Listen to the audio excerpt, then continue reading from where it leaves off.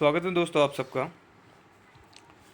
आज की इस वीडियो में हम चर्चा करने जा रहे हैं चैलेंज सीरीज पर। यह तीसरी चैलेंज सीरीज़ है। इसमें हम पॉलिटिकल साइंस के कुछ महत्वपूर्ण प्रश्नों पर चर्चा करेंगे जो कुछ प्रतियोगी परीक्षा में आ चुके हैं या आने वाले एग्ज़ाम में काफ़ी महत्वपूर्ण हैं। तो अगर ये चैनल आपने सब्सक्राइब नहीं किया दोस्तों तो सब्सक्राइब कर लीजिएगा, ताकि जो भी वीडियो मैं अपलोड करूँ आपको उसका नोटिफिकेशन मिल जाए और आप इस चैनल से जुड़े रहें। और ये वीडियो आखिर तक ज़रूर देखें। ये पसंद आए तो आप लाइक और शेयर ज़रूर कीजिएगा। चलिए बिना कोई देरी किए हम शुरू करते हैं। किस संविधान संशोधन के द्वारा उच्च न्यायालय के न्यायाधीशों की जो सेवानिवृत्ति आयु है उसको 60 वर्ष से बढ़ाकर 62 वर्ष की गई। यानी किस संविधान संशोधन के द्वारा, यानी वह संविधान संशोधन बताना है जिसके द्वारा हाई कोर्ट के जो जज हैं उनकी जो रिटायरमेंट एज है वो 60 से बढ़ाकर 62 कर दी गई है। आंसर करने की कोशिश कीजिएगा दोस्तों आप मेरे साथ में, मैं आपको बताऊंगा, लेकिन उससे पहले आप आंसर करें मन में, ताकि आपको पता चले और अपने आप को मार्क्स भी दें कि आउट ऑफ कितने जो मार्क्स है वो आउट ऑफ 10 आप अचीव करते हो। तो इसका सही आंसर है दोस्तों 15वें संविधान संशोधन 1963। 15वें संविधान संशोधन अधिनियम 1963 के द्वारा हाई कोर्ट के जो जज हैं उनकी जो रिटायरमेंट एज है वो 60 से बढ़ाकर 62 वर्ष कर दी गई है। अगला क्वेश्चन है दोस्तों, कैबिनेट का एजेंडा कौन तैयार करता है? कैबिनेट यानी जो मंत्रिमंडल हैं उसकी बैठकें होती है, उसका एजेंडा कौन तैयार करता है? कैबिनेट का एजेंडा कौन तैयार करता है? दोस्तों आप आंसर करने की कोशिश कीजिएगा, मैं बताऊंगा, और आप साथ ही साथ आप अपने सही और गलत क्वेश्चन को लिखते जाइए, नोट करते जाइए, और जो इम्पोर्टेंट क्वेश्चन आपको लगे उनको आप और जगह नोट भी कर सकते हो, ताकि आगे आने वाली परीक्षाओं वो आपके लिए एक महत्वपूर्ण नोट्स के रूप में काम करें।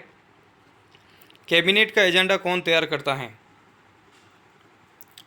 इसका सही उत्तर है दोस्तों मुख्य सचिव। जी हाँ, इसका जो सही उत्तर है वो है मुख्य सचिव कैबिनेट का एजेंडा तैयार करता है दोस्तों। अगला प्रश्न दोस्तों तीसरा, भारतीय संविधान के किस अनुच्छेद में जिला आयोजना समिति का प्रावधान है? जिला आयोजना समिति का प्रावधान या उल्लेख भारतीय संविधान के कौन से अनुच्छेद में? आपको अनुच्छेद बताना है, सिर्फ कोशिश कीजिएगा दोस्तों।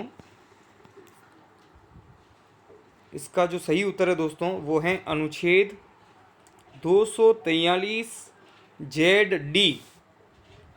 अनुच्छेद 243 ZD, ठीक है ना, ये इसका सही आंसर है। जिला आयोजना समिति 243 ZD, इस आर्टिकल में इसका उल्लेख है। अगला क्वेश्चन है दोस्तों आपके लिए, CPIM communist party of India Marxist हैं, जिसको हिंदी में मार्क्सवादी बोलते हैं, तो कम्युनिस्ट पार्टी ऑफ मार्क्सिस्ट की स्थापना कब हुई? यह एक राजनीतिक दल है दोस्तों जो भाकपा से अलग हुई थी, भारतीय कम्युनिस्ट पार्टी से अलग हुई थी, CPI से अलग हुई थी, कम्युनिस्ट पार्टी ऑफ इंडिया से 1964 में। इसका सही आंसर है 1964। अगला क्वेश्चन है दोस्तों आपके लिए, भारतीय संविधान के अनुसार किसी विधानसभा में न्यूनतम सदस्य संख्या कितनी हो सकती है? किसी भी विधानसभा की जो न्यूनतम सदस्य संख्या कितनी हो सकती है दोस्तों वो आपको बताना है। आप आंसर करने की कोशिश कीजिए और सही और गलत का मूल्यांकन भी करते जाइएगा कि आपका सही है या गलत। न्यूनतम जो सदस्य संख्या दोस्तों वो है 60। कितनी हो सकती है? 60 सदस्य हो सकते हैं, और अधिकतम हो सकती है 500। ये न्यूनतम और अधिकतम का जो उल्लेख है अनुच्छेद 170 में है। लेकिन कई ऐसे राज्य हैं जहाँ पे 60 से कम की छूट भी उन्हें दी है, लेकिन संविधान में उल्लेख न्यूनतम 60 कर रखा है। यानी किसी विधानसभा की न्यूनतम सदस्य संख्या 60 हो सकती है और अधिकतम 500 हो सकती है। अगला क्वेश्चन दोस्तों, भारत के सर्वोच्च न्यायालय का उद्घाटन कब किया गया था? सुप्रीम कोर्ट ऑफ इंडिया का जो है वो उद्घाटन कब हुआ है ये आपको बताना है। और इसका सही उत्तर है दोस्तों, आप भी आंसर करने की कोशिश कीजिएगा और अपने आप का मूल्यांकन कीजिएगा कि आप सही हैं या गलत हैं। गलत हैं तो आप अपना सही आंसर करें। 28 जनवरी 1950, 28 जनवरी 1950 को सुप्रीम कोर्ट का उद्घाटन किया गया था। 28 जनवरी दोस्तों। मुझे पता है कई दोस्तों ने यहाँ पे 26 जनवरी 1950 आंसर किया होगा, ये ध्यान रखना दोस्तों। अगला क्वेश्चन है दोस्तों, किस अधिनियम के द्वारा भारत सचिव पद का सृजन किया गया? यानी एक संवैधानिक विकास के तहत ब्रिटेन की जो संसद है उसके द्वारा बार बार अधिनियम बनाए गए, तो कौन से एक अधिनियम के द्वारा ये भारत सचिव का पद बनाया गया? भारत सचिव एक ब्रिटिश कैबिनेट में एक मंत्रिमंडल का एक पद है। ब्रिटेन में मंत्री को सचिव बोलते हैं। तो भारतीय मामलों को देखने के लिए उन्होंने एक भारत मंत्री पद बनाया था।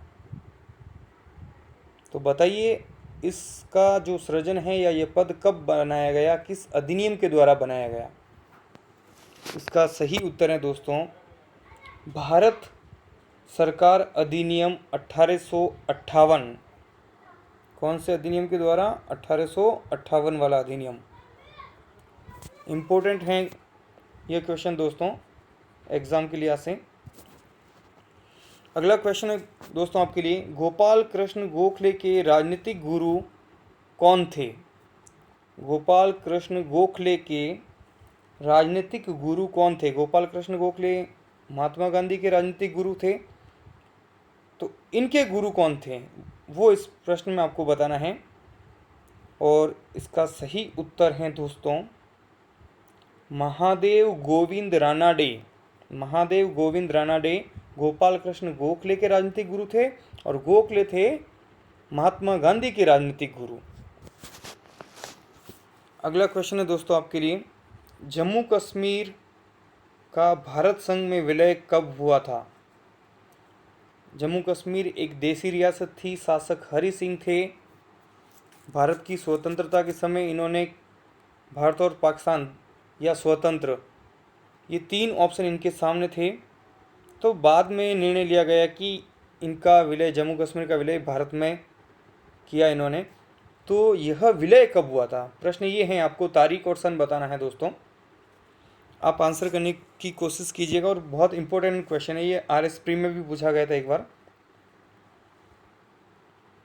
26 अक्टूबर 1947। कब दोस्तों?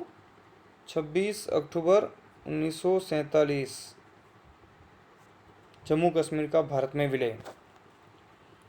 आज का जो आखिरी प्रश्न है दोस्तों वो आपके लिए ये है, आर्थिक नियोजन किस सूची का विषय है? भारतीय संविधान में शक्तियों का वर्गीकरण कर रखा है, संघ सूची, राज्य सूची, समवर्ती सूची। तो ये जो आर्थिक नियोजन है दोस्तों, ये कौन सी सूची का विषय है बताना है आपको। आर्थिक नियोजन समवर्ती सूची का विषय है दोस्तों। तो आपकी आज की इस चैलेंज सीरीज में 10 क्वेश्चन हैं, आप अपना मूल्यांकन कीजिए, 10 में से आपके कितने सही है। और दोस्तों अगर आप प्रतियोगी परीक्षाओं की तैयारी कर रहे हैं तो मेरे लिहाज से यह चैलेंज सीरीज आपके लिए काफ़ी फ़ायदेमंद साबित होगी। और जो भी टॉपिक आपने पढ़े हैं अपने आप का मूल्यांकन कीजिएगा यहाँ पे। और राजनीति विज्ञान में इंटरेस्टेड हैं तब भी आपके लिए फ़ायदेमंद हैं। बहुत बहुत धन्यवाद। अगर आपको ये वीडियो पसंद आए तो आप इसे लाइक और शेयर ज़रूर कीजिएगा दोस्तों। बहुत बहुत धन्यवाद।